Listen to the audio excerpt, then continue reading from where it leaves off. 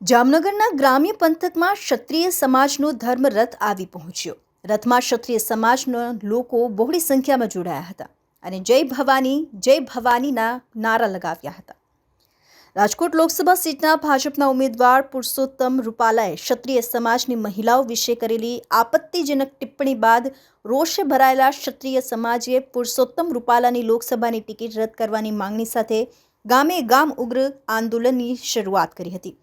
પરંતુ ભાજપે પુરુષોત્તમ રૂપાલાની ટિકિટ રદ કરવાના બદલે એમને જ ઉમેદવાર જાહેર કરતા ગુજરાતના ક્ષત્રિય સમાજે આંદોલન પાર્ટ 2ની જાહેરાત કરી હતી, જે અંતર્ગત આજે જામનગર જિલ્લા કાલાવડ તાલુકાના ઉમરાળા, માછરડા, ફગાસ અને ભંગડામાં ક્ષત્રિય સમાજનો ધર્મરથ આવી પહોંચ્યો, જ્યાં ક્ષત્રિય સમાજ દ્વારા ભવ્ય સ્વાગત કરવામાં આવ્યું।